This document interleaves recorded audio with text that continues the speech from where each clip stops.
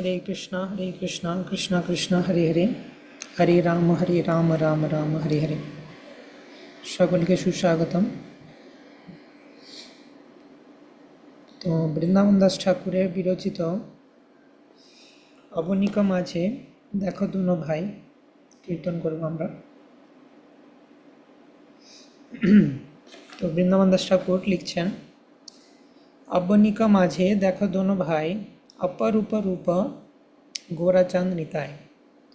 অবনী অর্থ হচ্ছে পৃথিবী, অর্থাৎ পৃথিবীতে অবতরিত হয়েছেন এই গৌর নিতাই। এবং সেই অবনিকা মাঝে মানে পৃথিবীর মাঝে তিনি বলছেন যে আমরা যেন লক্ষ্য করি, দেখি দোনো ভাই, দুই ভাই আবির্ভূত হয়েছেন তাদের অপরূপ রূপ নিয়ে। এবং সেই দুই ভাই কারা? গৌরাচাঁদ আর নিতাই, অর্থাৎ নিতাই এবং গৌরচন্দ্র।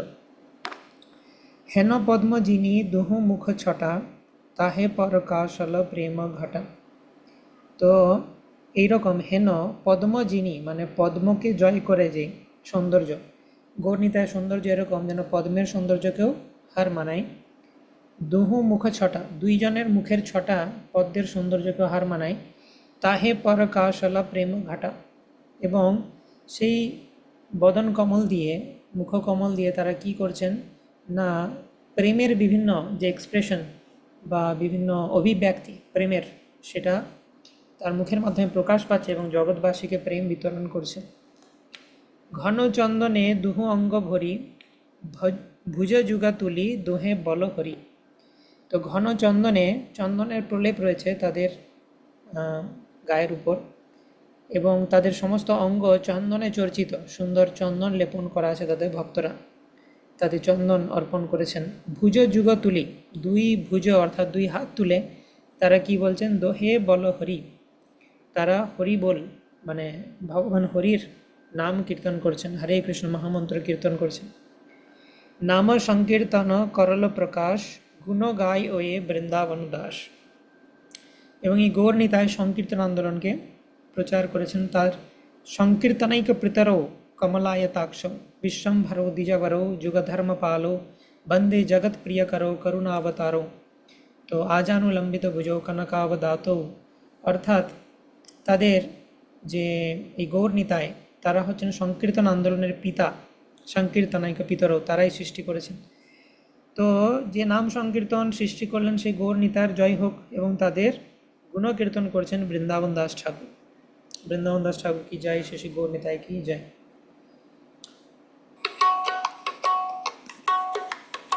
অবনিকা মাঝে দেখো দোনো ভাই, অপরূপ রূপ গোরাচাঁদ নিতাই। অবনিকা মাঝে দেখো দোনো ভাই, অপরূপ রূপ গোরাচাঁদ নিতাই। হেন পদ্ম যিনি দুহু মুখ ছটা, তাহে পরকাশল প্রেম ঘটা। হেন পদ্ম যিনি দুহু মুখ ছটা, তাহে পরকাশল প্রেম ঘটা।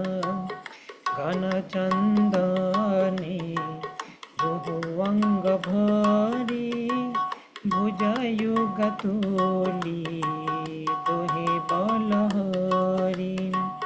ঘন চন্দনে দুহু অঙ্গ ভরি, ভুজयुग তুলি দোহে বল হরি।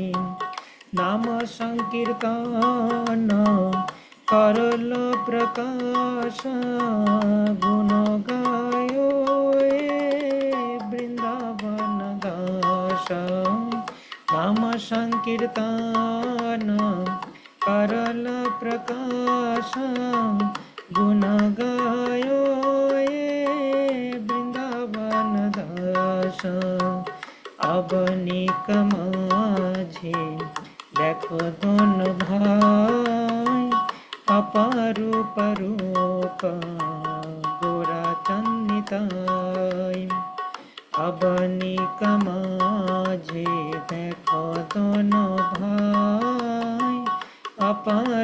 रूप गोरचंद निताय। जय गोरचंद निताय, जय गोरचंद निताय।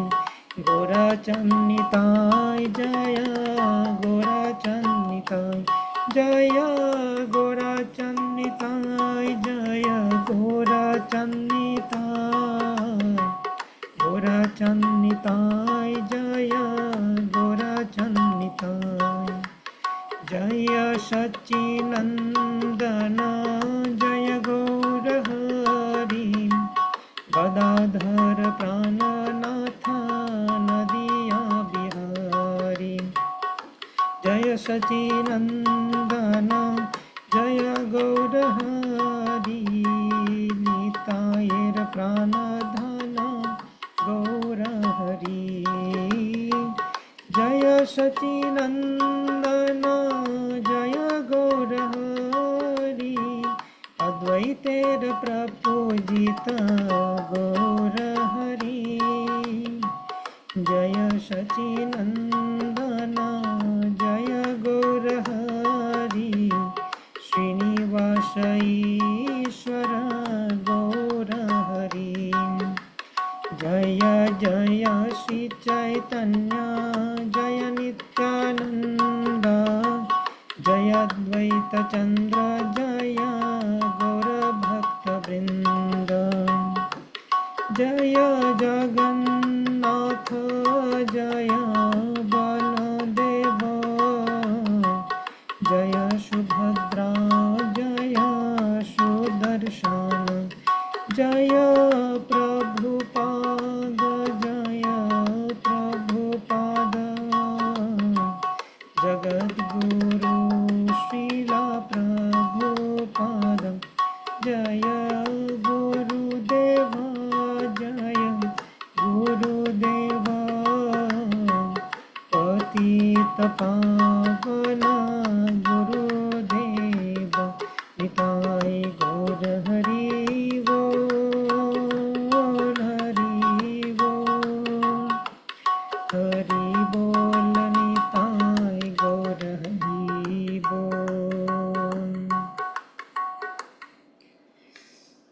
निताय गौर प्रेमानंदे हरि हरि बोल। ओम अज्ञानतिमिरान्धस्य ज्ञानञ्जनशलाकया चक्षुरुन्मीलितं येन तस्मै श्रीगुरवे नमः। श्रीचैतन्यमनोभीष्टं स्थापितं येन भूतले स्वयं रूप कदा मह्यं ददाति स्वपदान्तिकं। वन्देऽहं श्रीगुरो श्रीयुतपदकमलं श्रीगुरोन् वैष्णवांश्च। श्रीरूपं साग्रजातं सहगण रघुनाथान्वितं तं सजीवं साद्वैतं सावधूतं परिजनसहितं कृष्णचैतन्यदेवं श्रीराधाकृष्णपादान् सहगण ललिता श्रीविशाखान्वितांश्च। नमः ॐ विष्णुपादाय कृष्णपृष्ठाय भूतले श्रीमते भक्तिवेदान्तस्वामिनिति नामिने। नमस्ते सारस्वते देवे गौरवाणी प्रचारिणि निर्विशेषशून्यवादी पाश्चात्यदेशतारिणि। वाञ्छाकल्पतरुभ्यश्च कृपासिन्धुभ्यैव च पतितानां पावनेभ्यो वैष्णवेभ्यो नमो नमः। नमो महावदन्याय कृष्णप्रेमप्रदायते कृष्णाय कृष्णचैतन्यनाम्ने गौरत्विषे नमः। पञ्चतत्त्वात्मकं कृष्णं भक्तरूपस्वरूपकं भक्तावतारं भक्ताख्यं नमामि भक्तशक्तिकम्। हे कृष्ण करुणा सिन्धो दीनबन्धो जगत्पते गोपेश गोपिकान्त राधाकान्त नमोऽस्तुते। तप्त कांचन गौरांगी राधे वृंदावनेश्वरी वृषभानुसुते देवी प्रणमामि हरिप्रिये। नीलाचल निवासाय नित्याय परमात्मने बलभद्रा सुभद्राभ्यां जगन्नाथाय ते नमः। जय श्री कृष्ण चैतन्य प्रभु नित्यानंद श्री अद्वैत गदाधर शिवासादि गौरभक्तवृंद। हरे कृष्ण कृष्ण कृष्ण हरे हरे हरे राम राम राम हरे हरे।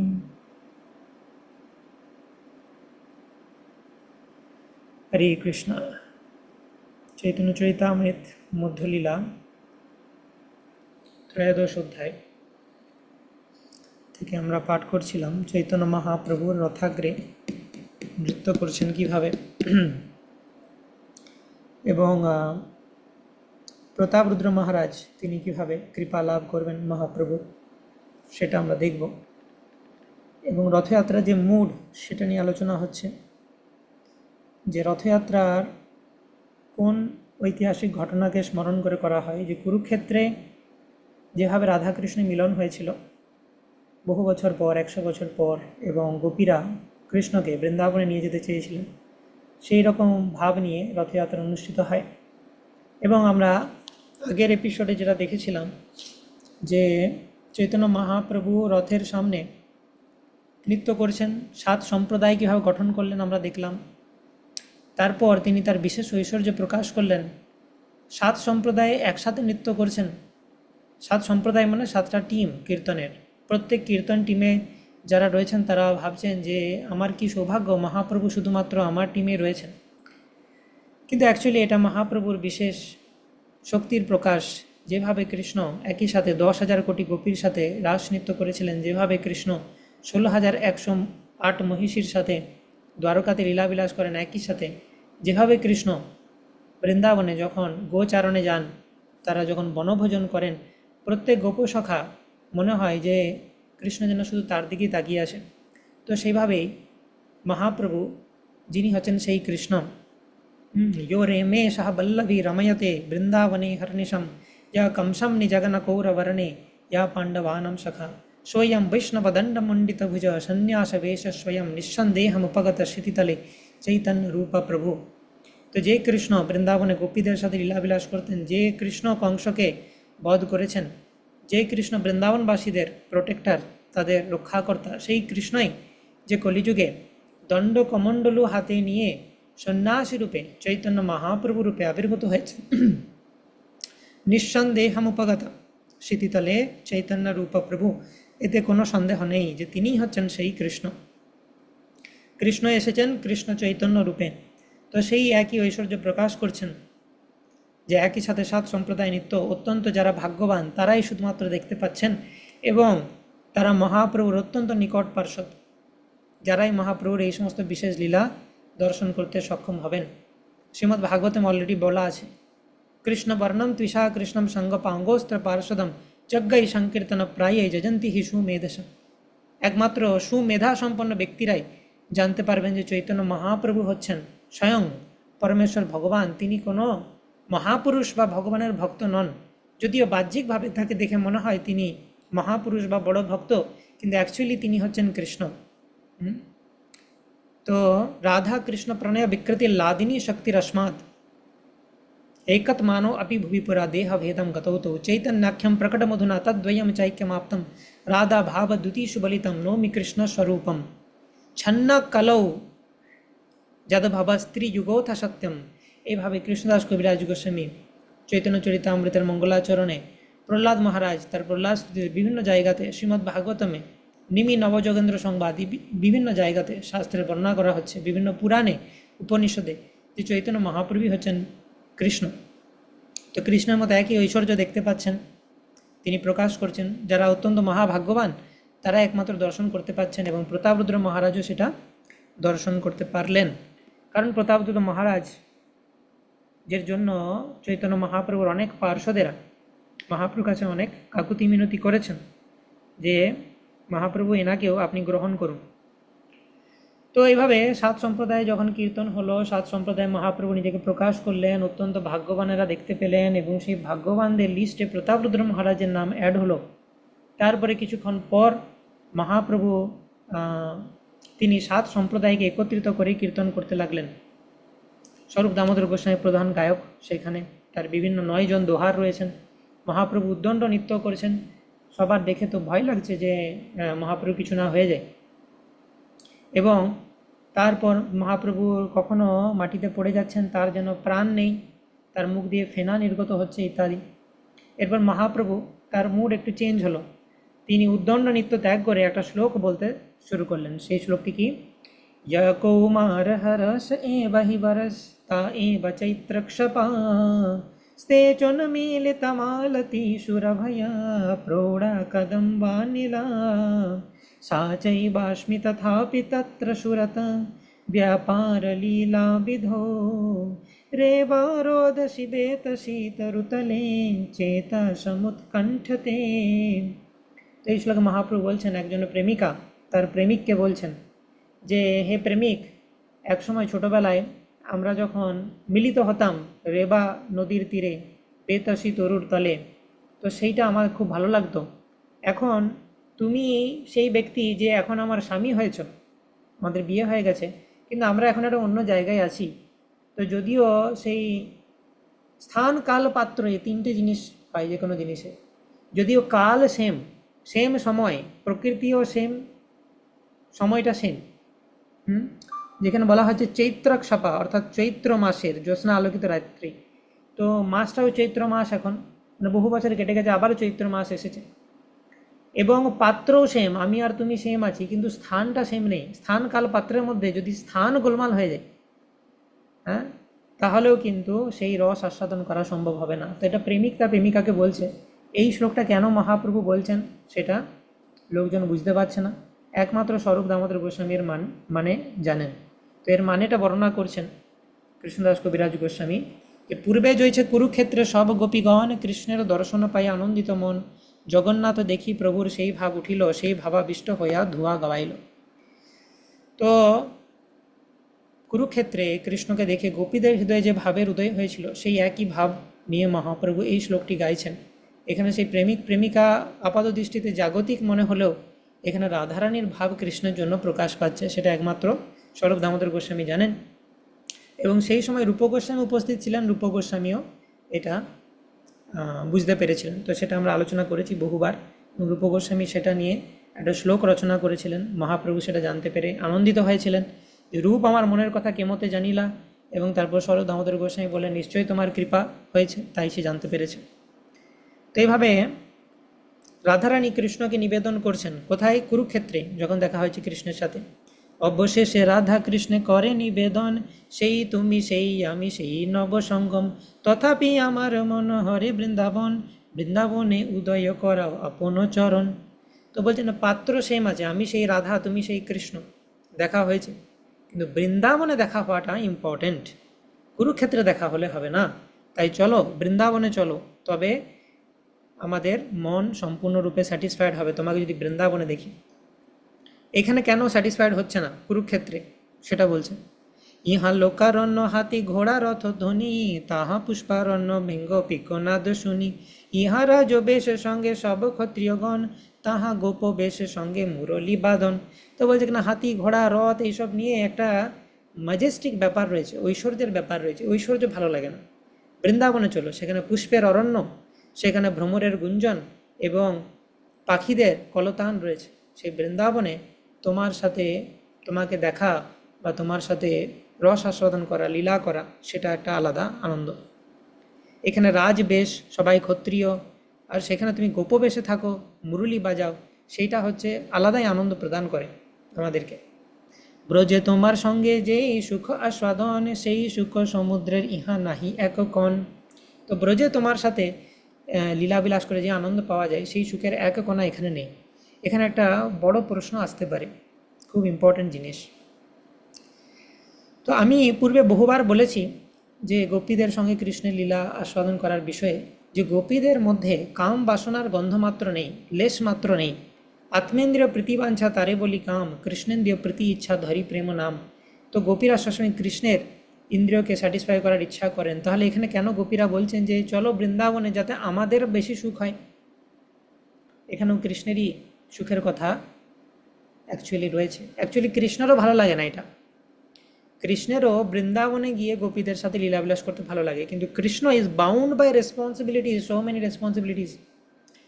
অনেক সময় কি হয়, একটা উদাহরণ দেওয়া যাক, যে হয়তো কারোর কোনো একটা জিনিস খেতে ভালো লাগে, সে হাজারে নিমন্ত্রণ বাড়িতে গেছে, ধরো কোনো একজন ভক্তের বাড়িতে নিমন্ত্রণ খেতে গেছে, তার একটা ফেভারিট আইটেম রয়েছে, সেই আইটেমটা তাকে একবার দেওয়া হয়েছে, তো সে চাইছে আরেকবার নিতে, কিন্তু সে নিজের মুখে বলতে পারছে না। তো সে ভাবছে যদি আমাকে একবার বলে যে এই আইটেমটা কি নেবে, তাহলে খুব ভালো হয়, তাহলে আমি নেব। আর বাহ্যিকভাবে হয়তো আমি একবার বলবো যে না না দরকার নেই, আমাকে যেন আরেকবার রিকোয়েস্ট করে প্লিজ, এরকম কেউ কেউ ভাবতে পারে। তো সেই রকম বিষয় হচ্ছে গোপীদের সাথে। কৃষ্ণেরও ইচ্ছা যে সবসময় বৃন্দাবনেই থেকে যায়, গোপীদের সাথে লীলাবিলাস করি, কিন্তু কৃষ্ণের অনেক রেসপন্সিবিলিটি রয়েছে। কৃষ্ণ নিজে মুখে বলতে পারে না চলো সব ছেড়ে বৃন্দাবনে যাই, কিন্তু গোপীরা বললে সেটা ভালো লাগে কৃষ্ণের, কারণ গোপীরা খুব ভালো করে জানে যে কৃষ্ণের কোনটা ভালো লাগে আর কোনটা না। তো সেই রকমভাবে গোপীরা বলছেন যে চলো কৃষ্ণ তুমি বৃন্দাবনে চলো, আমরা জানি বৃন্দাবনে গেলেই তুমি সুখ আস্বাদন করতে পারবে, আর তোমার সুখ হলে আমাদের সুখ, এইভাবে বলতে চাইছেন।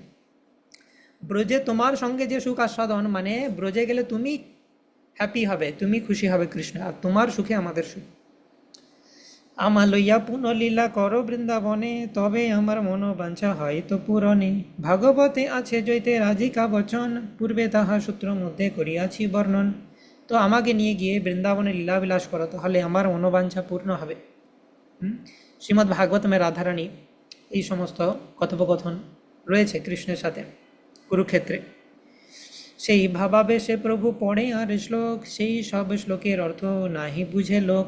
স্বরূপ গোসাই জানে না কহে অর্থ তার, শ্রীরূপ গোসাই কইল সে অর্থ প্রচার।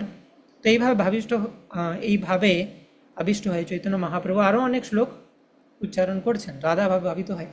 কেউ বুঝতে পারছে না, স্বরূপ দামোদর গোস্বামী বুঝতে পারছেন, আর একজন একমাত্র যে বুঝতে পেরেছেন সে হচ্ছে রূপ গোস্বামী। তো রূপ গোস্বামী সেই অর্থের অনুরূপ আরেকটি শ্লোক রচনা করেছিলেন। স্বরূপ সঙ্গে যার অর্থ করে আস্বাদন, নিত্য মধ্যে সেই শ্লোক করেন পঠন। নৃত্য করতে করতে মহাপ্রভু এই শ্লোকটি গাইছেন, আর স্বরূপ দামোদর গোস্বামী একমাত্র বুঝতে পারছেন। মহাপ্রভু স্বরূপ গোস্বামীর দিকে তাকাচ্ছেন, হাসছেন, কারণ জানে স্বরূপ দামোদর গোস্বামীর মানেটা জানেন আমি কি বলতে চাইছি।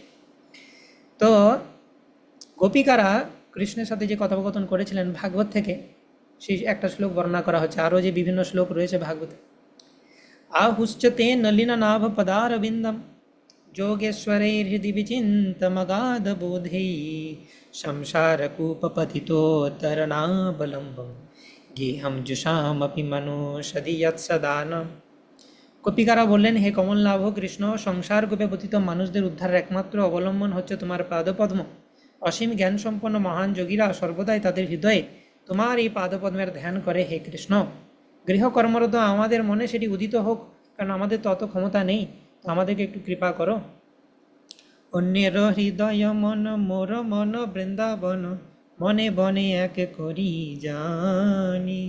তাহা তোমার পদদয় করা হো যদি উদয়, তবে তোমার পূর্ণ কৃপা মানি।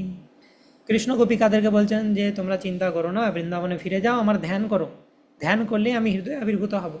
গোপিকারা বলছেন, দেখো আমরা অত ধ্যান ফ্যান বুঝি না, আমরা জ্ঞানযোগী ধ্যানযোগী নই, আমরা সাধারণত গৃহকর্মরতা গোপিকা। তো আমাদেরকে একটু সহজে যেটা আমরা বুঝতে পারবো সেই রকম কৃপা করতে হবে। আমরা এসব ধ্যান ফ্যান বুঝি না, আমরা বুঝি তুমি আমাদের সাথে বৃন্দাবনে চলো, সেখানে থাকো, তাহলে আমরা বুঝবো যে তুমি আমাদের কাছে এসেছো। ধ্যানের মাধ্যমে আবির্ভূত হওয়া এসব আমাদের দ্বারা হবে। প্রাণনাথ শুনো মোর সত্য নিবেদন, ব্রজ আমার সদন, তাহা তোমার সঙ্গম, না পাইলে না রহে জীবন। পূর্বে উদ্ধব দ্বারে এবে সাক্ষাৎ আমারে, যোগ জ্ঞানে কহিলা উপায়। তুমি বিদগ্ধ কৃপাময়, জানো হো আমার হৃদয়, মোরে ওইছে কহিতে না জুয়াই। তো বলছে, আগে একবার উদ্ধবকে পাঠিয়েছিলে তুমি বৃন্দাবনে হে কৃষ্ণ, উদ্ধব এসে আমাদেরকে একই জ্ঞান দিয়েছিল যে জ্ঞান করো, যোগ করো, তার মাধ্যমে কৃষ্ণকে পাবে। তা আমরা জ্ঞান যোগ জানি না, এত কিছু পারবো না। আর উদ্ধব ভেবেছিলেন যে গোপিকাদেরকে আমি জ্ঞান আর যোগের পন্থা বলে তাদের যে কৃষ্ণ বিরহ সেটা প্রশমিত করতে পারবো, তারা কৃষ্ণকে দর্শন করতে পারবে, প্রশমিত হবে। কিন্তু উদ্ধব যখন বৃন্দাবনে এলেন এবং গোপিকাদেরকে দেখলেন, তাদের প্রেম দেখলেন কৃষ্ণের জন্য, যে তারা কিভাবে সব কিছু যেন জীবন থেকে তার চলে গেছে, হ্যাঁ, তারা কিভাবে শুকিয়ে গেছে, প্রায় খাওয়া দাওয়া বন্ধ করে দিয়েছে, এই রকম অবস্থা। এবং কৃষ্ণকে যোগ আর ধ্যানে দেখা তো দূরের কথা, তারা কৃষ্ণকে সবসময় দেখতে পায়, তাদের যোগী আর ধ্যানী হওয়ার দরকার নেই। তারা যোগী জ্ঞানীদের থেকে অনেক উচ্চ স্তরে রয়েছে, তারা সবসময় কৃষ্ণকে দেখতে পাচ্ছে, কিন্তু দেখতে পেয়েও তারা ভাবছে আমি ভুল দেখছি, আমি ভুল দেখছি, এটা কৃষ্ণ নয়। আমি যেহেতু সবসময় কৃষ্ণের কথা ভাবছি, আমার হ্যালুসিনেশন হচ্ছে। তখন উদ্ধব বুঝলেন যে এই যোগী জ্ঞানীদের থেকে অনেক উচ্চ পর্যায়ে কৃষ্ণকে একদম ভক্তি পাশে বদ্ধ করে দিয়েছেন তারা। কৃষ্ণ আবির্ভূত হচ্ছেন তাদের কাছে, কিন্তু তারা তাদের প্রেম এতটাই গভীর, তারা ভাবছে না কৃষ্ণকে দেখছি না, আমরা ভুল দেখছি, চোখে ভুল দেখছি।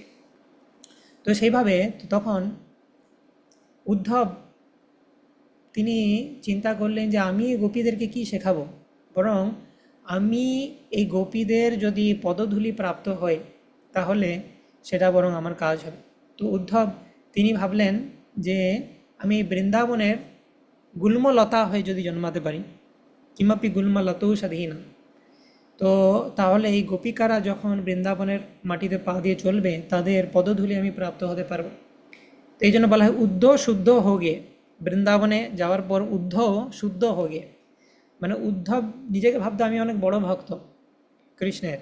তো উদ্ধবের সেই গর্ব নাশ করার জন্য কৃষ্ণ উদ্ধবকে বার্তাবহ রূপে বৃন্দাবনে পাঠিয়েছিল।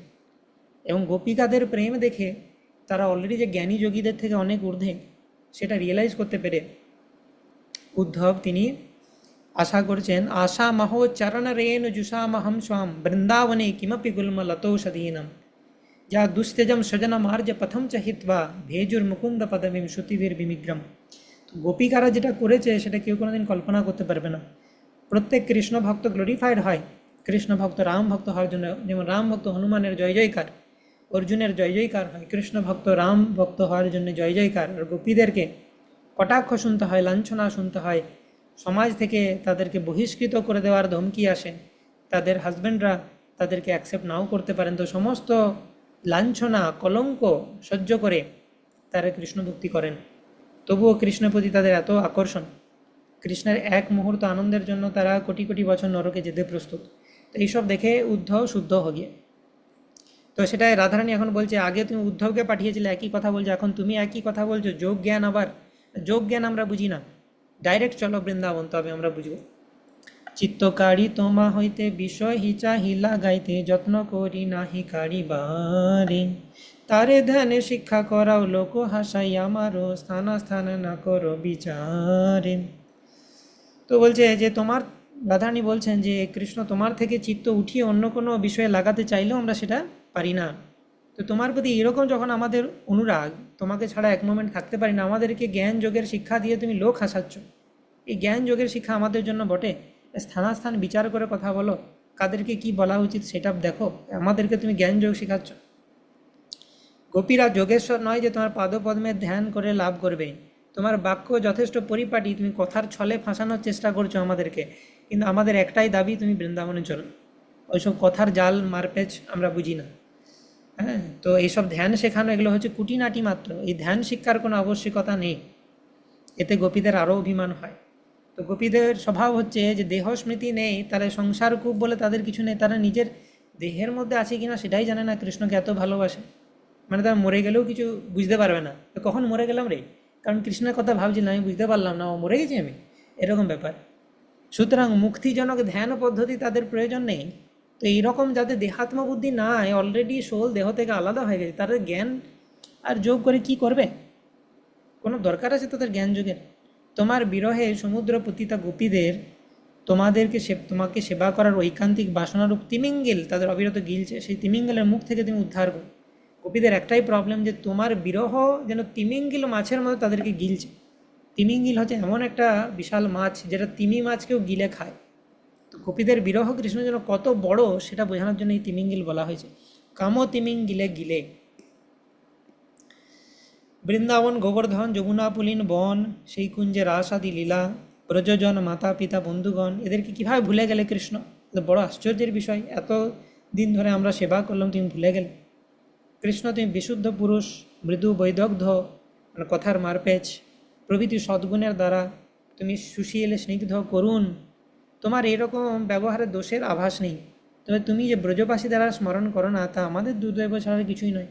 তারপরে আবার গোপীরা বলছে যে এটা না, তোমার তো দোষ নাই কিছু, তুমি তো কৃষ্ণ, তুমি তো সুশীল, তোমার মধ্যে তো কোনো অসৎ গুণ থাকতেই পারে না। তো তুমি যে আমাদেরকে ভুলে গেছো সেটা আমাদেরই দুর্ভাগ্য, আর কি বলা যাবে, তোমার দোষ নেই, তোমাকে আমরা বলতে পারি না যে তুমি অকৃতজ্ঞ বা কিছু, না না, তুমি সবসময় ঠিক। এটা এখানে আবার কিছুটা অভিমান রয়েছে গোপীদের।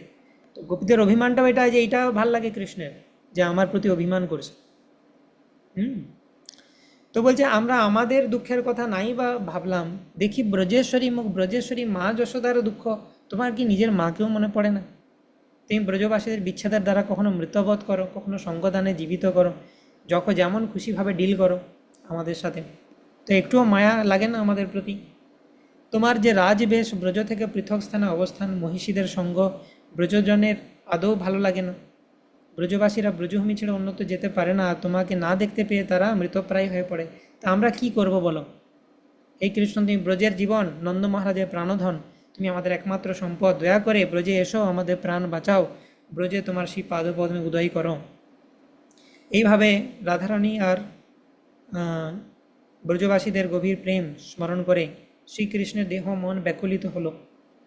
ব্রজবাসীদের প্রেমের মহিমা শ্রবণ করে শ্রীকৃষ্ণ নিজেকে তাদের কাছে ঋণী বলে মনে করলেন এবং শ্রীমতী রাধারানীকে তিনি আশ্বাস দিলেন যে আমি আসব। প্রাণপ্রিয় রাধা, দয়া করে আমার সত্য বচন শোনো, তোমাদের সকলের কথা স্মরণ করে আমি দিন রাত ক্রন্দন করি, এই দুঃখের কথা কেউ জানে না, তাই এটা বলো না যে আমি তোমাদেরকে ভুলে গেছি। দ্বারকার মহিষীরা জানে আমি প্রতিদিন রাত্রেবেলায় কাঁদি। শ্রীকৃষ্ণ বলেছিলেন, সমস্ত ব্রজবাসীরা আমার মাতা পিতা সখাগণ, এটা সকলে আমার প্রাণসম, প্রাণের থেকেও প্রিয়। তার মধ্যে ব্রজ গোপিকারা হচ্ছে আমার সাক্ষাৎ জীবন স্বরূপ, আর তুমি হে রাধা আমার জীবনের জীবন, কিভাবে ভুলে যেতে পারি? তোমাদের সকলের প্রেম আমাকে বশীভূত করেছে, আমি কেবল তোমারই অধীন।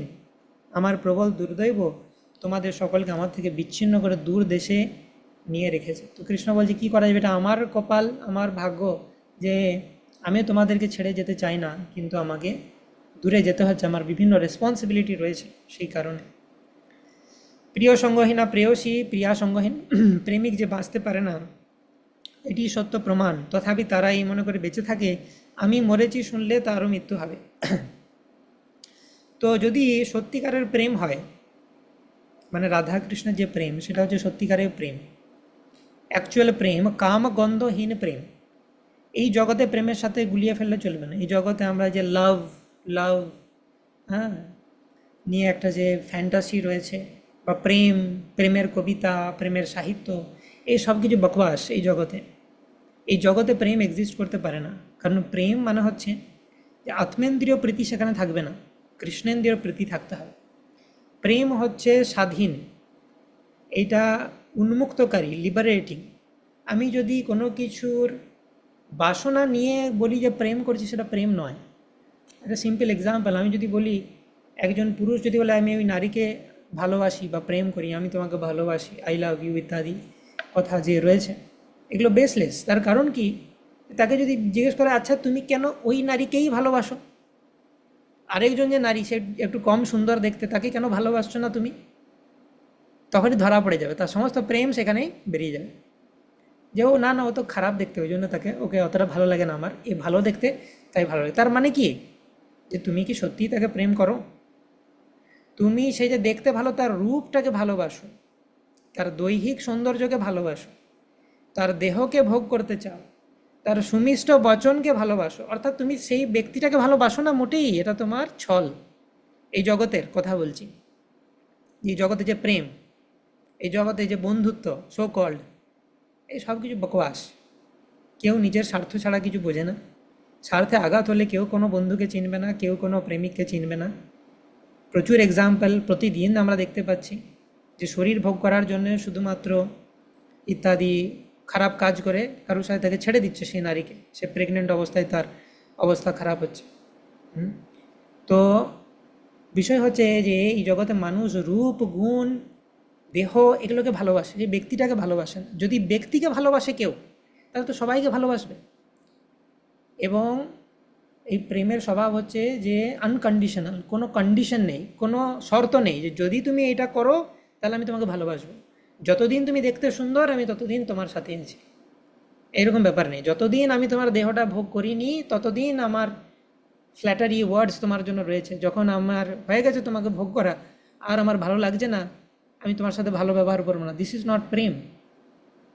তো সেই জন্য এই জগতে প্রেম যারা বিশ্বাস করে তারা এখনও বাচ্চা আছে, কোটি কোটি জন্ম মায়ের লাথি খাবে, তারপরে তারা বুঝবে যে এই জগতে প্রেম বলে কিছু নাই। প্রেম একমাত্র ভগবানের সাথে হওয়া সম্ভব, যেখানে কোনো স্বার্থের সম্পর্ক নেই। আর একটা প্রেম হওয়া সম্ভব, বৈষ্ণবরা এই জগতের ব্যক্তিদেরকে যখন ভালোবাসে, সেটা হচ্ছে একটা প্রেম। এই জন্যই তো আমি বারবার এটা বলি, এবং বলার মাধ্যমে আমি আমার সেই বর্তমান উপদেশ গুরু, শিক্ষাগুরুদের প্রতি আমার কৃতজ্ঞতা অর্পণ করতে চাই বারবার, যে আমি যখন ভক্ত হয়েছিলাম, আমরা প্রত্যেকেই কোনো না কোনো ভক্তের কৃপাতে ভক্ত হয়েছি, এমনও দুর্মতি সংসারের ভিতরে পড়িয়া আছিনো আমি, তব নিজজন কোনো মহাজন পাঠাইয়া দিলে তুমি। ভগবান তার কোনো মহাজন বৈষ্ণবকে পাঠিয়েছিলেন, তবে আমরা ভক্ত হয়েছি। তো আমি প্রথম 6 মাস ভক্ত হয়ে ভাবছিলাম যে এই ব্যক্তিটি কেন আসছে প্রত্যেকদিন আমার কাছে, আমাকে জব করাচ্ছে, আমাকে প্রসাদ দিচ্ছে, যাচ্ছে, এর উদ্দেশ্যটা কি, কবে এর উদ্দেশ্যটা আমি বুঝতে পারবো। এই কি আমার কাছ থেকে টাকা চাই, বা আমার কাছ থেকে অন্য কিছু চাই, কি চাই, না আমাকে কিডন্যাপ করতে চাই, আমি এটা বুঝতে পারছিলাম না।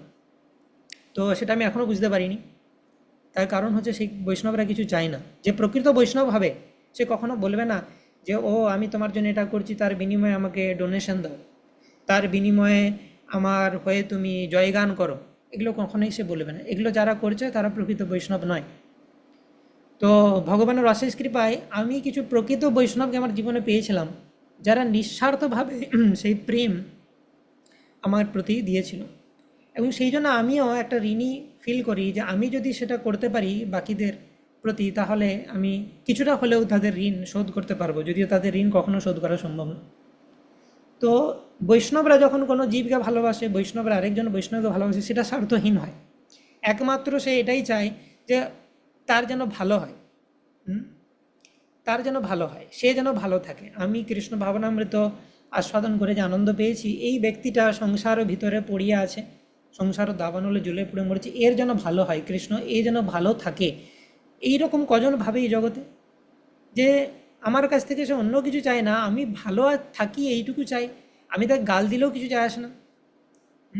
তিতিক্ষবা কারুণাকা সুহৃদা সর্বদেহিনাম অজাত শত্রুবা শান্তা সাধব সাধুভূষণা। তো এইভাবে বৈষ্ণবদেরকে যদি আমরা তিরস্কার করি, তিরস্কৃতা বিপ্রলব্ধা সপ্তা শিপ্তা হতা অপি নৈশ্য তৎ প্রতিকুর্বন্তি তদ্ভক্তা প্রভবোপিহি। তাদেরকে গালি দিলেও নিজেদের অপমান সহ্য করে, অন্যের অপমান সহ্য করবে না, তখন রুখে দাঁড়ানো উচিত বৈষ্ণবদের। তাদেরকে গালি দিই, যাই করি, তাদের একটাই উদ্দেশ্য আমি যেন ভালো থাকি। এইরকম স্পিসিস এক্সিস্ট করে আজকালকার জগতে, এইটা ভেবে আমি আশ্চর্য হয়েছিলাম। অবভিয়াসলি আমার নিজের জন্য philosophy is very important, logical presentation সেটা আমাকে আকর্ষণ করেছিল। আর বৈষ্ণবদের এই যে ব্যবহার, যে এই রকম ধরনের জীব আছে পৃথিবীতে যে শুধুমাত্র আমার ভালোর জন্য আমার কাছে আসছে, এমন তো দেখিনি এতদিন পর্যন্ত। এই জড়জগতে যত ব্যক্তিকে দেখেছি সব তাদের নিজের ধান্দায়, তাদের কিছু একটা উদ্দেশ্য সফল করার জন্য আমার কাছে আসছে। এমন ব্যক্তি আছে জগতে যে শুধুমাত্র আমার ভালোর জন্য আসছে। তো এইটা হচ্ছে বৈষ্ণবতা। কৃষ্ণ এইভাবে ভালোবাসে একটি জীবকে, বৈষ্ণবরা এইভাবে ভালোবাসে। আমাদেরও চেষ্টা করা উচিত যে আমরা নিজেদেরকে বৈষ্ণব বলছি, এই ভালোবাসাটা আছে, নিঃস্বার্থভাবে আমি জীবকে ভালোবাসতে পারছি, দ্যাট ইজ প্রিচিং। প্রিচিং মানে এটা নয় যে ও এসো এই নাও মালা নাও, আর আমি তোমাকে কিছু কৃষ্ণ কনসাস ফিলসফি বলে দিলাম, আজ থেকে কিন্তু তুমি আমার লোক হয়ে গেলে, এরপরে আমার জয়গান করবে, আর যা কিছু রোজগার করবে আমাকে ডোনেশন দেবে। দিস ইজ নট কৃষ্ণ ভক্তি, দিস ইজ নট বৈষ্ণবা। এটা থার্ড ক্লাস বৈষ্ণবের উদাহরণ। তো বৈষ্ণবা ইজ অলওয়েজ সার্ভিং। আমি কি করে সেবা করতে পারি, হ্যাঁ, ডোনেশন বা ইত্যাদি আমাদের যা কিছু আসা সেগুলো অটোমেটিক আসবে। আমাকে কেন জোর করতে হয় মানুষকে? আমি যদি মানুষকে ডোনেশন বা ইত্যাদির জন্য জোর করি, সেটা খুব খারাপ দেখায়, অবৈষ্ণব আচরণ। এবং লোকজনের আস্থা চলে যাবে আমার থেকে। আমার তো ডোনেশনের কোনো দরকার নেই, আমি ভগবানের সেবা করার জন্য ডোনেশন চাইছি না। তো ভগবানই ব্যবস্থা করবে যদি চাই। আমার কাছে 10 টাকা এসছে, আমি বাতাসা ভোগ দেবো, ওতে আমার নাই, কি করব? কিন্তু আমি যে শুদ্ধভাবে ভগবানের সেবা করছি, শুদ্ধভাবে যে আমি ভালোবাসছি, সেই ভালোবাসার আকর্ষণে লোক আসবে। আমরা কি চাই যে না বেশি টাকা তুলতে হবে, বিরাট সেবা করতে হবে, একটা বিরাট ব্যবস্থা করতে হবে, সেটার আকর্ষণে লোক আসবে। ওই রকম লোক এসেও কোনো লাভ নেই। ওই রকম লোক এসে কী হবে? তারাও এরকম বৈষ্ণব হবে, পরবর্তীকালে আর লোককে বলবে আরও আমাকে দাও, যা আছে দাও ইত্যাদি। তো পুরো কৃষ্ণ কনসিয়াসনেস বা বৈষ্ণবতার যে ভিত্তিটাই শেষ হয়ে যাবে। আমার সেট আপ সিম্পল হোক, কিন্তু আন্তরিকতা যেন থাকে, ভালোবাসার টানে যেন মানুষ আসে, মানুষ যেন প্রেমটা আস্বাদন করতে পারে। মহাপ্রভু যে প্রেম দিয়েছেন, কৃষ্ণ যে প্রেম সহকারে জীবকে প্রেম করেন, একজন বৈষ্ণব যে প্রেম সহকারে জীবকে ভালোবাসেন, সেই প্রেমটা আস্বাদন করানো ইজ প্রিচিং। বড় বড় মন্দির, বড় বড় জাঁকজমকপূর্ণ অনুষ্ঠান করে লোকজনের কাছে ফোর্সফুলি আদায় করে, দিস ইজ নট বৈষ্ণবতা। ঠিক আছে, এইটা করলে আমরা শিল প্রভুপাদ আমাদের আচার্যরা যে সাম্রাজ্য তৈরি করেছেন সেটাকে নষ্ট করছি সিম্পলি। আমার সেট আপ সিম্পল হোক, লোক অটোমেটিক্যালি দেবে যে না এই বৈষ্ণবকে দেখে মনে হচ্ছে অ্যাকচুয়ালি বৈষ্ণব, একে আরও দিই, এ আরও ভালো করে ভগবানের সেবা করুক, তো অটোমেটিক্যালি আসবে। এরকম দেখেছি যেমন ফর এক্সাম্পল আমরা আমাদের খড়গপুর ভয়েসে সংকীর্তন প্রভু, তিনি এই ধরনের ব্রহ্মচারী। আমার বিবাহের সময় তিনি এসেছিলেন, তো অনেকে হয়তো আপনারাও দেখেছেন। তো তার মধ্যে এই কোয়ালিটিটা আছে, এবং এগুলো হচ্ছে বৈষ্ণবীয় কোয়ালিটি যেটা আমাদেরকে ইন্সপায়ার করে। তো সেটা আমরা দেখতে পাচ্ছি এইখানে, যে প্রেম জিনিসটা কি সেটা বুঝতে হবে। আমাদের এই চৈতন্য মহাপ্রভু বলে প্রেম পুরুষোত্তম। প্রেম অর্থ না বুঝে আমরা প্রিচ করতে আরম্ভ করে দিই, প্রিচিংয়ের নামে আমি একটা যা হোক কিছু শুরু করে দিই, দ্যাট ইজ নট প্রিচিং। তো সেটা আমাদের বুঝতে হবে। যেরকম রামচন্দ্র হচ্ছেন মর্যাদা পুরুষোত্তম, কৃষ্ণ হচ্ছেন লীলা পুরুষোত্তম, চৈতন্য মহাপ্রভু প্রেম পুরুষোত্তম। अनार्पिता चरिम चिरात करुणाया अवतीर्ण कलो समर्पयितुम उन्नत ज्वलरसांश भक्ति श्रियम हरिपुरट सुंदर द्युति कदम्ब संदीपितः सदा हृदय कंदरे स्फुरतु व शचीनंदन। ते अनार्पिता चरिम चिरात, যে প্রেম কোনোদিন কেউ প্রদান করেনি সেই প্রেম প্রদান করার জন্য মহাপ্রভু এসেছেন। এটা কোনো সাধারণ জিনিস নয়। একটু আমাদের বৈষ্ণব সঙ্গে বসে শুদ্ধ বৈষ্ণবদের শ্রীমুখ থেকে শ্রবণ করা উচিত যে হোয়াট ইজ দিস প্রেম, যেটা আমরা বিতরণ করছি। প্রেমরূপ ফল বিতরণ করার জন্য মহাপ্রভু এসেছেন, এবং সবাইকে বলছেন যে মালি হয়ে আমি একা কত ফল বিতরণ করব, আমাকে সাহায্য করো। তো কী বিতরণ করতে চাইছে আমাদের বুঝতে হবে না? আর না হলে আমি কি করব? আমি হয়তো মহাপ্রভুর কাছ থেকে প্রেমরূপ ফল বিতরণ করছি ভাবছি, আর এদিকে 20 ফল বিতরণ করছি, আমি মরে যাবে খেয়ে। সে আর বৈষ্ণব কোনোদিন হতে পারবে না, তার ওই রকম টেন্ডেন্সি তৈরি হয়ে যাবে। সেটা কি সার্ভিস হচ্ছে মহাপ্রভুর প্রতি, না ডিসসার্ভিস হবে? তো সেই জন্যে ফার্স্ট আমাদের বৈষ্ণবের আনুগত্যে থেকে যাও, ভাগবত পড়ো, ভাগবত স্থানে একান্ত আশ্রয় লও চৈতন্য চরণে, দিয়ে আমাদের বোঝা উচিত যে আমরা কি কোন পরম্পরাতে রয়েছি, আমাদের গৌড়ীয় বৈষ্ণব সিদ্ধান্ত কি, এবং কি বিতরণ করা উচিত, কিভাবে প্রিচিং করা উচিত, কিভাবে সাধনা করা উচিত, কি করলে গৌরনীতায় প্রসন্ন হবে, কি করলে তারা অপ্রসন্ন হবে, পূর্বতন আচার্যদের মনোভাব কীরকম, সেগুলো বুঝে তবে আমাদের প্রচার করা উচিত, রাইট? তো সেই প্রেমের কথা হচ্ছে রাধা কৃষ্ণের প্রেম, গোপীদের প্রেম কৃষ্ণের প্রতিও সেই রকম, যেখানে কোনো কামগন্ধ নেই, যেখানে নিজের পাবার কিছু নেই, লোকজনকে দেবার বিষয় রয়েছে শুধু। সেই সতী প্রেমবতী প্রেমমান সেই পতি, বিয়োগে যে বাঞ্ছে প্রিয় হিতে, নাগনে আপন দুঃখ বাঞ্ছে প্রিয় জন সুখ, সেই দুই মিলে অচিরাতে। সেই সতী প্রেমবতী আর পতি প্রেমবান, যারা বিরহেও পরস্পরের হিত কামনা করেন। বিরহে আছি মানে এটা নয় যে কখন আমরা একে অপরের সাথে মিলিত হবার, একে অপরকে ভোগ করবো, নো।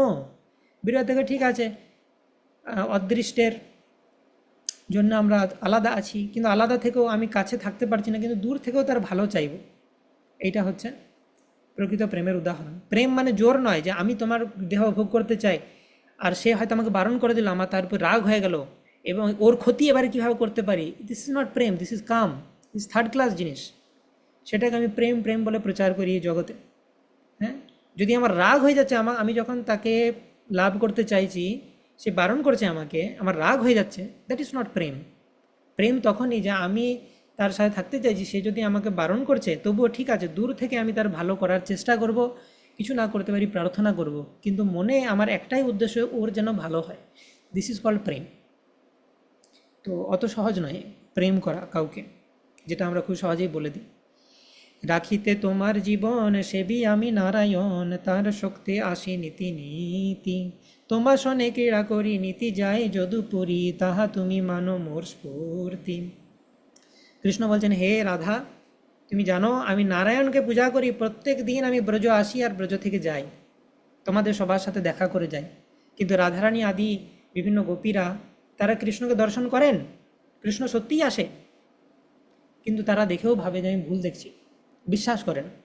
আর কৃষ্ণ বলছেন যে আমি নারায়ণকে পুজো করে স্পেশাল পাওয়ার লাভ করেছি হে রাধারানী, সেই জন্য আমি আসতে পারি, বিশ্বাস করো আমাকে। কৃষ্ণ যে নারায়ণের উৎস সেটা তিনি বলছেন না, তিনি হিউমিলিটি দেখাচ্ছেন, বলছে আমি সাধারণ মানুষ, কিন্তু আমি নারায়ণের পূজা করে বিশেষ শক্তি লাভ করেছি। কৃষ্ণ কখনো ব্রজবাসীদের সামনে বলেন না যে আমি স্বয়ং ভগবান, কিন্তু বিভিন্ন লীলার মাধ্যমে তিনি প্রকাশ করলেও ব্রজবাসীদের প্রেম এতই গভীর, ক্ষণিকের জন্য তারা গ্রহণ করে, কিন্তু তারপর তারা আবার ভুলে যায়, না না কৃষ্ণ ভগবান নয়, কৃষ্ণ আমাদের সখা, কৃষ্ণ আমার প্রেমিক, কৃষ্ণ আমার লালা, এরকম ভাবে তারা। তো আমার অনেক সৌভাগ্য যে আমার প্রতি তোমরা যে প্রেম করো সেটা অত্যন্ত প্রবল, তা লুকিয়ে আমাকে নিয়ে এসে তোমাদের সঙ্গ করায়। তো তোমাদের প্রেম এতই গভীর যে দ্বারকা থেকে প্রত্যেক দিন আমি বৃন্দাবন আমাকে টেনে নিয়ে আসে তোমাদের প্রেম। আশা করি যে শীঘ্রই আমি তোমাদের সকলের কাছে প্রকট হব। তা আমি প্রত্যেকদিন আসি, তোমরাও দর্শন পাও, কিন্তু তোমরা বিশ্বাস করো না। এরপর থেকে হে রাধা জানি হো যে সেই কৃষ্ণ যাকে তুমি দেখছো, কিন্তু তুমি ভাবছো যে আমি ভুল দেখছি, সেটা ভুল নয়, সেটা সত্যিকারের আমি। সচি মাতাও এরকম হতো যে ভোগ লাগাতে নিমাইকে, কিছুক্ষণ পর এসে দেখছেন যে ভোগটা শেষ হয়ে গেছে, নিমাই তো পুরীতে আছে, জগন্নাথ পুরীতে। তো চৈতন্য মহাপ্রভু মাঝে মধ্যে লোকজনকে দিয়ে বলে পাঠাতেন, আচ্ছা তুমি নবদ্বীপ যাচ্ছ, আচ্ছা আমার মাকে একটু বলে দেবে তো, যে মা যখন ভোগ লাগায় আর ভোগের থালাটা খালি হয়ে যায়, আমি সত্যি করে এসে খেয়ে যাই। আর মা হয়তো এরকম ভাবে যে ও আজকে কি আমি ভোগ লাগাতে ভুলে গেছি, কোনো পশুতে এসে কি খেয়ে নিয়েছে, সেরকম নয়, আমি সত্যি খাই ওটা। তো এটা মহাপ্রভু বলে পাঠাতেন। যদুবংশীয়দের শত্রু কংসের সমস্ত দুষ্ট অনুচরদের আমি সংহার করেছি, কেবলমাত্র 2 জন এখনও বাকি আছে, তাদের মেরে আমি শীঘ্রই বৃন্দাবনে ফিরে আসব। তো এইভাবে কৃষ্ণ বলছেন আমার কিছু কিছু কাজ এখনও বাকি আছে, সেটা করে আমি বৃন্দাবনে ফিরে চলে আসব। 2-4 জন অসুর সংহার করা বাকি আছে এখন। সেই সমস্ত শত্রুদের থেকে ব্রজবাসীদের রক্ষা করার জন্য আমি রাজ্যে থাকি। তা আমি কেন থাকি, আরেকটা কারণ হচ্ছে যে আমি যদি বৃন্দাবনে থাকি, আমার অনেক শত্রু, তাহলে বৃন্দাবনে আমাকে অ্যাটাক করতে আসবে, তোমাদের জীবন বিপন্ন হবে। সেই জন্য আমি অন্য জায়গায় থাকি, যাতে সবাই ওইখানে অ্যাটাক করে আর আমি তাদেরকে মারতে পারি, যাতে তোমরা সেফ থাকো। এই যে দেখো, এইখানে কৃষ্ণ দূরে থেকেও কেমন ব্রজবাসীদের ভালো চাইছেন। কৃষ্ণের প্রবল ইচ্ছা যে আমি গোপীদের সাথে থাকি, কিন্তু কৃষ্ণ ভাবছে যে গোপীদের কীভাবে ভালো হবে, আমি ওদের সামনে থাকলে, আমি ওদের সঙ্গে থাকলে ওদের জীবনটা বিপন্ন হতে পারে। একটা উদাহরণ, যে যারা আন্ডার কাভার এজেন্ট হয়, বা ধরো পুলিশ অফিসার কোনো একটা খতরনাক কেস ইনভেস্টিগেট করছে, তো তারা অনেক সময় ইচ্ছা করে পরিবারের থেকে আলাদা থাকে, বা পরিবারের লোকজনদেরকে পরিবারের লোকজন বলে পরিচয় দেয় না। কারণ কি হবে, নাহলে যারা গুন্ডা খারাপ লোক আছে, তারা তাকে শাস্তি দেওয়ার জন্য পরিবারের কাউকে কিডন্যাপ করে নেবে, তাদের ক্ষতি করার চেষ্টা করবে। তো সেই ব্যক্তিটির কি খুব ইচ্ছা যে আমি পরিবার থেকে দূরে থাকি, সে পরিবারকে যথেষ্ট ভালোবাসে, সেই সাথে থাকতে চাই, তাদের জীবন যাতে বিপন্ন না হয় সেজন্যে তার কষ্ট হলেও তাকে দূরে থাকতে হয়, সেই রকম বিষয়। তোমার প্রেমের গুণ আমাকে সর্বদা বৃন্দাবন আকর্ষণ করে, 10-20 দিনের মধ্যে আমি সেখানে ফিরে আসব। পুনরায় বৃন্দাবনে এসে অন্য সমস্ত ব্রজগোপিকাদের সাথে দিন রাত লীলাবিলাস করব। রাধারানীকে একথা বলে ব্রজে যাবার জন্য শ্রীকৃষ্ণ তার একটি শ্লোক শোনালেন। সেই শ্লোক শুনে রাধারানীর সমস্ত বাধা দূর হলো এবং দৃঢ় বিশ্বাস হলো যে তিনি শ্রীকৃষ্ণকে অচিরেই প্রাপ্ত হবেন।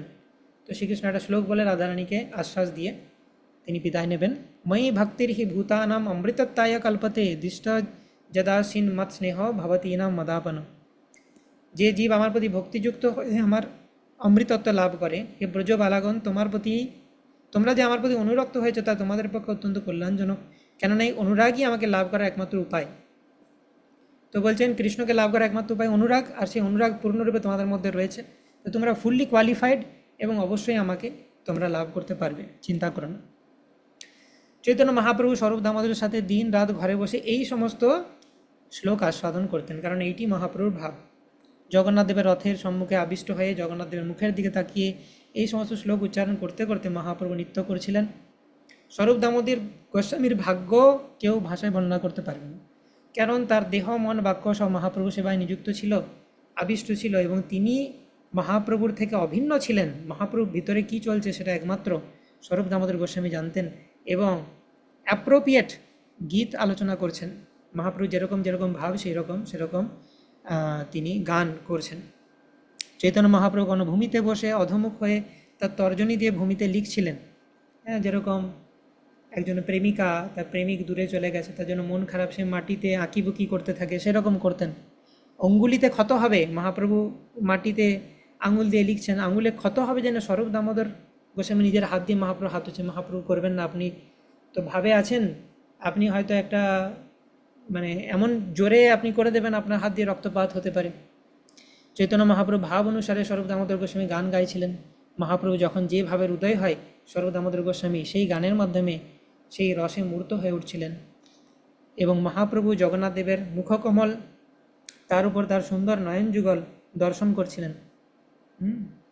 জগন্নাথ দেবের শ্রী অঙ্গ ফুলের মালা, সুন্দর বস্ত্র, দিব্য অলঙ্কার এবং সুগন্ধের দ্বারা সুসজ্জিত ছিল, এবং তার মুখমণ্ডল সূর্যের কিরণে ঝলমল করছিল।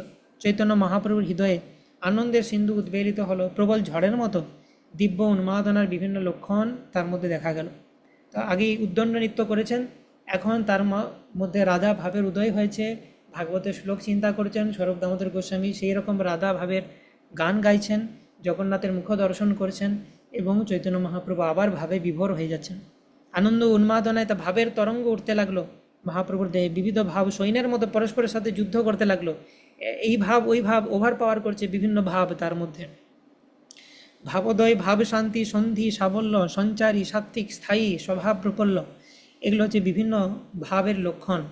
হ্যাঁ, শান্তি, সন্ধি, সাবলা, সঞ্চারী, সাত্ত্বিক, এগুলো ভক্তিরসামিত সিন্ধুর পরবর্তী সেকশন উজ্জ্বল নীলমণি সেগুলোতে বর্ণনা করেছেন রূপ গোস্বামী।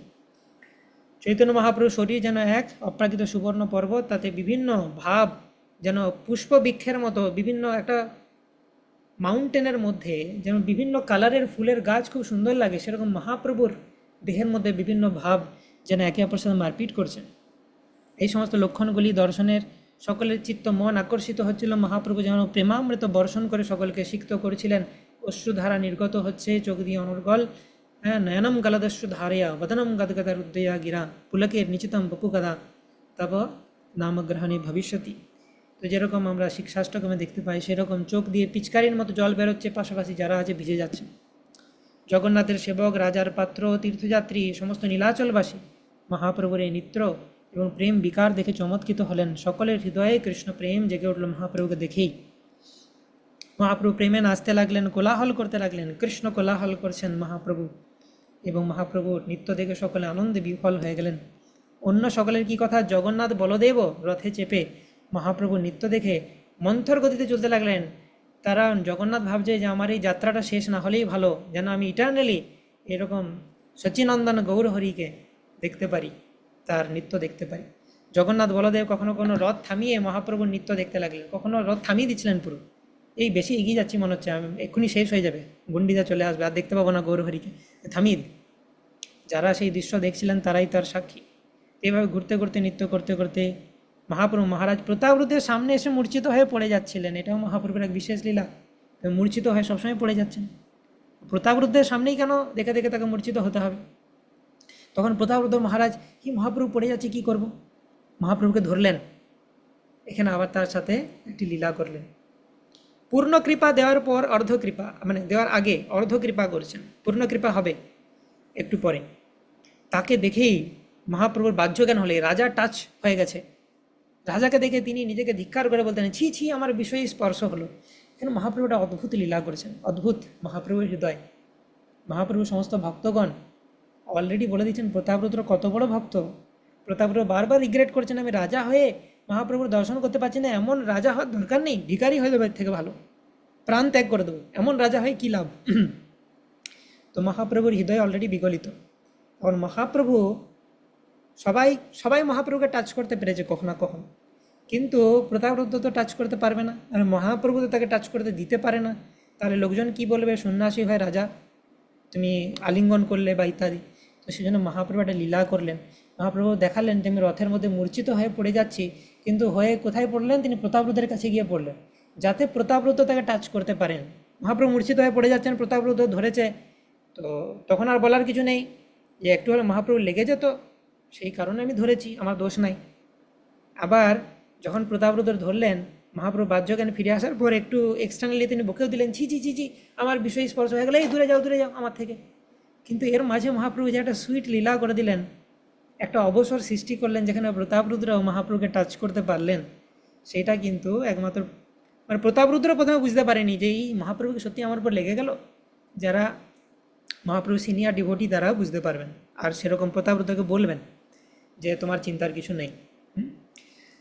তারপর মহাপ্রভু মূর্ছিত হয়ে পড়ে যাচ্ছিলেন। নিত্যানন্দ প্রভু ভাবাবিষ্ট হওয়ার ফলে সতর্ক ছিলেন না, কাশীশ্বর এবং গোবিন্দর উন্নত ছিলেন। দেখো কত সুন্দর লীলা, নিত্যানন্দ প্রভু ছায়াসঙ্গী, মহাপ্রভু পড়ে গেলে সঙ্গে সঙ্গে নিত্যানন্দ প্রভু ধরেন।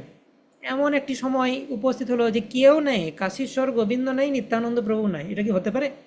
মহাপ্রভুর ইচ্ছা হয়েছিল বলেই হয়েছিল এটা, একমাত্র প্রতাপরুদ্রই ছিল মহাপ্রভুকে ধরার জন্যে। তো এইভাবে মহাপ্রভু প্রতাপরুদ্রের উপর কৃপা করলেন যাতে তার স্পর্শ পেতে পারে। হ্যাঁ, প্রতাপরুদ্রকে ঝাড়ুদারের মতো জগন্নাথের পথ পরিষ্কার করতে দেখে, ছেঁড়া পহরা করতে দেখে মহাপ্রভু অত্যন্ত প্রসন্ন হয়েছিলেন। তার আগে মহাপ্রভু পার্শ্বদেরা প্রতাপরুদ্র সম্বন্ধে বহু কথা বলেছেন। রামানন্দ রায় বলেছেন, আমাকে বিনা পরিশ্রমে বেতন দিতে রাজি আছে প্রতাপরুদ্র বলে দিয়েছেন যে তুমি চৈতন্য মহাপ্রভু সেবা করো, তুমি যা বেতন পেতে তাই বেতন দেবো তোমাকে, রাজকার্য করার দরকার নেই। এই সমস্ত কথা শুনে মহাপ্রভু অনেক ভালো লেগেছে প্রতাপরুদ্রকে। তো এইভাবে ছলে বলে কৌশলে তাকে কৃপা করছেন মহাপ্রভু। তবুও আপনজনদের সাবধান করার জন্য বাইরে তিনি কিছু রোষের আভাস প্রকাশ করেছিলেন। ভেতরে কিন্তু মহাপ্রভু প্রতাপরুদ্রের উপর প্রসন্ন ছিলেন, কিন্তু বাহ্যিকভাবে রোষ দেখালেন, রাগ দেখালেন। কিন্তু প্রতাপরুদ্র তো নিওফাইট, সে ভাবছে ধীরে আমি তাহলে বিরাট অফেন্স করে দিলাম, মনে হচ্ছে আমি তাহলে মহাপ্রভুর কি সন্ন্যাস ধর্ম ভঙ্গ করে দিলাম, আমার কি হবে। আমার প্রতাপরুদ্র বুঝতে পারেনি মহাপ্রভুর যে চাতুরি। তো মহাপ্রভুর রসপূর্ণ বাণী শ্রবণ করে প্রতাপরুদ্র অত্যন্ত ভীত হলেন, হাই হাই কী করে দিলাম আমি। সার্বভৌম ভট্টাচার্য বললেন, রিল্যাক্স রিল্যাক্স, তোমার উপর এটা কৃপা হচ্ছে, তুমি ভয় পাচ্ছ কেন। মহারাজ আপনি বিচলিত হবেন না, মহাপ্রভু আপনার প্রতি প্রসন্ন হয়েছেন, আপনাকে লক্ষ্য করে তিনি অন্তরঙ্গ ভক্তদের এভাবে শিক্ষা দিচ্ছেন। তিনি ভক্তদেরকে এটা শিক্ষা দিচ্ছেন যে দেখো সন্ন্যাস ধর্ম কীভাবে স্ট্রিক্টলি পালন করা উচিত। মহাপ্রভু যেভাবে সন্ন্যাস ধর্ম স্ট্রিক্টলি পালন করেছেন, আমাদের ভক্তির বিভিন্ন যে রুলস অ্যান্ড রেগুলেশনস বৈদিক ভক্তির, সেটা স্ট্রিক্টলি পালন করা উচিত। এটা দেখাচ্ছে যে দেখো কোনো অবস্থাতেই আমি মূর্ছিত হয়ে পড়ে যাচ্ছি, কিন্তু আমাকে বিষয়ের সঙ্গ করা চলবে না। এভাবে মহাপ্রভু শিক্ষাও দিচ্ছেন, আবার ভেতরে ভেতরে প্রতাপরুদ্রকে কৃপাও করছেন। সার্বভৌম ভট্টাচার্য বলেন, অবসর বুঝে আমি তার কাছে গিয়ে নিবেদন করব এবং তখন আপনি মহাপ্রভুর সাথে সাক্ষাৎ করবেন। বলছেন আপনি খুব কাছাকাছি চলে এসেছেন মহারাজ প্রতাপরুদ্র, চিন্তা নাই, আর একটু পরেই অর্ধকৃপা হয়ে গেছে, এবার পূর্ণ কৃপা। চৈতন্য মহাপ্রভু জগন্নাথ দেবের রথকে প্রদক্ষিণ করে রথের পিছনে মাথা দিয়ে রথ ঠেলতে লাগলেন, কারণ তার আগে রথ চলছিল না, থেমে গেছে। ঠেলিতেই চলিল রথ হড় হড় করি, চতুর্দিকে লোক সব বলে হরি হরি। ঠেলতেই রথ চলতে আরম্ভ করল। তবে প্রভু নিজ ভক্ত গণ লইয়া সঙ্গে, বলদেব সুভদ্রাগ্রে নৃত্য করে রঙ্গে। তাহা নৃত্য দেখি জগন্নাথ আগে আইলা, জগন্নাথে দেখি নৃত্য করিতে লাগিলা। তো বলদেব সুভদ্রা রথের সামনে নৃত্য করে চৈতন্য মহাপ্রভু জগন্নাথ দেবের রথের সামনে এলেন, জগন্নাথ দেবকে দর্শন করে নৃত্য করতে লাগলেন। চলিয়া আইল রথ বলগণ্ডী স্থানে, জগন্নাথের রথে রাখি দেখে ডাহিনে বামে। বলগণ্ডী নামক স্থানে এলো, জগন্নাথ দেব তার রথ থামিয়ে ডাইনে বামে দেখতে লাগলেন। এখানে ভোগ অফারিং হবে, রথের মাঝে মাঝে বিভিন্ন জায়গাতে ভোগ অফারিং হয়। বামে বিপ্রশাপন নারিকেল মন, ডাহিনে তো পুষ্পদান যেন বৃন্দাবন। জগন্নাথ দেব রথে চলতে চলতে ডান দিক বাঁ দিক দেখে। জগন্নাথ দেব তিনি কাঠের বিগ্রহ নন, তিনি দেখতে থাকেন।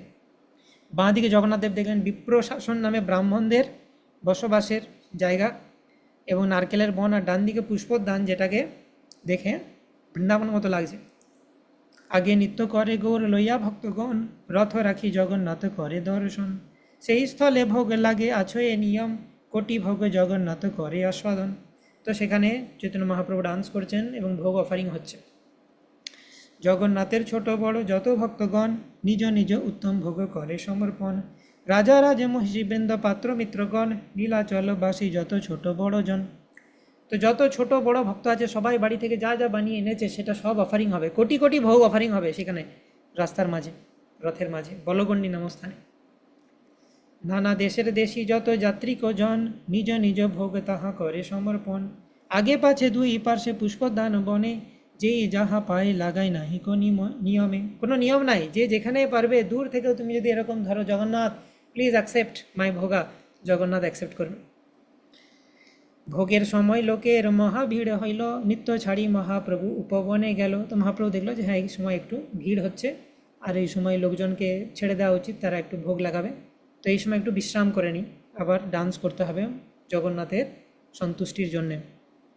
তো মহাভিড় হলো এবং চৈতন্য মহাপ্রভু নৃত্য বন্ধ করে নিকটবর্তী উপবনে গেলেন। প্রেমাবেশে মহাপ্রভু উপবন পাইয়া, পুষ্পদানে গৃহ পিণ্ডায় রহিলা পড়িয়া। উপবনে গিয়ে মহাপ্রভু প্রেমাবেশে পুষ্পদানে একটি গৃহপিণ্ডার উপর পড়ে রইলেন, সেখানে একটু রেস্ট করার জন্য মহাপ্রভু গেলেন। নিত্য পরিশ্রমে প্রভুর দেহে ঘন ঘর্ম, সুগন্ধি শীতল বায়ু করেন সেবন। তো নিত্যে অনেক পরিশ্রম হয়েছে মহাপ্রভুর, তো সেই কারণে মহাপ্রভু একটু রেস্ট করছেন, শীতল বায়ু সেখানে বয়ে যাচ্ছে, ভালো লাগছে মহাপ্রভু। যত ভক্ত কীর্তনিয়া আসিয়া আরামে, প্রতি বৃক্ষ তলে সব করেন বিশ্রামে। এই তো কহিল প্রভুর মহাসংকীর্তন, জগন্নাথ আগে জয়ছে করিল নর্তন। রথাগ্রেতে প্রভু জয়ছে করিলা নর্তন, চৈতন্যাষ্টকে রূপ গোসাই করিয়াছে বর্ণন। তো এইভাবে জগন্নাথের সামনে মহাসংকীর্তন কীভাবে করলেন চৈতন্য মহাপ্রভু, সেটা কৃষ্ণদাস কবিরাজ গোস্বামী বর্ণনা করলেন। এবং চৈতন্য অষ্টকম রূপ গোস্বামী রয়েছে, তো সেইখানে রূপ গোস্বামীও বর্ণনা করেছেন এই যে ডেসক্রিপশন কৃষ্ণদাস কবিরাজ গোস্বামী করেছেন। তো বলা হচ্ছে, রথারূঢ় নীলাচলপতির সম্মুখে ভগবত প্রেম সমুদ্রের তরঙ্গে নিত্যজনিত উল্লাসে বিবশ হয়ে আনন্দের সঙ্গে সংকীর্তনকারী এবং বৈষ্ণবদের দ্বারা যিনি পরিবৃত, সেই চৈতন্য দেব কি পুনরায় আমার দৃষ্টিপথে আসবেন। তো এইভাবে বর্ণনা করা হচ্ছে চৈতন্য দেব কীভাবে রথের সামনে ডান্স করেছেন। ইহা যেই শুনে সেই শ্রীচৈতন্য পায়, সুদৃঢ় বিশ্বাস সহ প্রেম ভক্তি হয়। তো এই যে ডেসক্রিপশন কৃষ্ণদাস কবিরাজ গোস্বামী এই পুরো চ্যাপ্টার জুড়ে যে ডেসক্রিপশন দিলেন যে কীভাবে চৈতন্য মহাপ্রভু ডান্স করছেন জগন্নাথ দেবের রথের সামনে, তো সেটা যে শ্রবণ করেন সেই চৈতন্য মহাপ্রভুকে অবশ্যই লাভ করবেন, এটা আশীর্বাদ দিচ্ছেন। শ্রীরূপ রঘুনাথ পদে যারো আস, চৈতন্য চরিতামৃত কহে কৃষ্ণদাস। তো কৃষ্ণদাস কবিরাজ গোস্বামী তার শিক্ষাগুরু এবং ষড় গোস্বামীদের মধ্যে যারা মোর প্রমিনেন্টলি তার শিক্ষাগুরু রূপ এবং রঘুনাথ গোস্বামী, তাদের পাদপদ্মে প্রণতি নিবেদন করে প্রার্থনা করে এই চৈতন্য চরিতামৃত এই চ্যাপ্টারের বর্ণনা সমাপ্ত করছেন। নেক্সট চ্যাপ্টারে আমরা দেখতে পাবো যে কীভাবে প্রতাপরুদ্র মহারাজ কৃপা প্রাপ্ত হলেন, হেরা পঞ্চমী, রথ চলে যাবার পর কিছুদিন পর হেরা পঞ্চমী এবং তারপর রিটার্ন রথযাত্রা, সেই সমস্ত লীলাবর্ণ আছে নেক্সট চ্যাপ্টারে। ওকে, শ্রী চৈতন্য চরিতামৃত কি যায়, শ্রীল কৃষ্ণদাস কবিরাজ গোস্বামী কি যায়, নিতাই গৌর প্রেমানন্দে, হরি হরি বল। হরে কৃষ্ণ কৃষ্ণ কৃষ্ণ হরে হরে, হরে রাম রাম রাম হরে হরে। তো যদি কোনো প্রশ্ন থাকে আপনারা করতে পারেন, কোয়েশ্চেন কমেন্টস।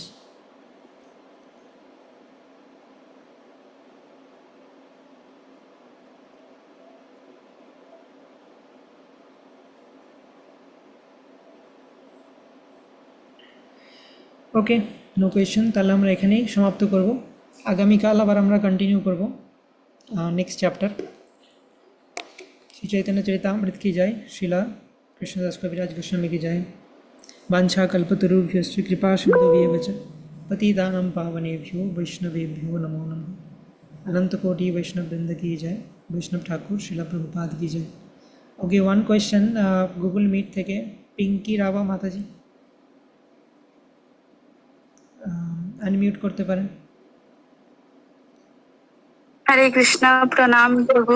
হরে কৃষ্ণ মাতাজি, সকল প্রভু মাতাজিদের শ্রীচরণের শতকোটি প্রণাম। প্রভু, আমার হচ্ছে একটাই প্রার্থনা এবং সকল ভক্তবৃন্দের কাছে একটাই অনুরোধ। আমার প্রভু হচ্ছে ভক্ত নয়, আমি দুটো বাচ্চা নিয়ে ভক্তিপথে এসেছি। তো আমার প্রভু যেন মহাপ্রভুর কৃপা লাভ করতে পারেন। আপনাদের সকলেই ভগবান নৃসিংহদেবের কাছে মহাপ্রভুর কাছে প্রার্থনা করবেন, তারা যেন আমার প্রভু যেন ওই ভক্তি পথে চলে আসতে পারেন। হরে কৃষ্ণ, প্রণাম। ওকে, থ্যাংক ইউ মাতাজি, আমরা নিশ্চয়ই প্রার্থনা করব। হরে কৃষ্ণ কৃষ্ণ কৃষ্ণ হরে হরে, হরে রাম রাম রাম হরে হরে। ওকে, আর কোনো কোয়েশ্চেন?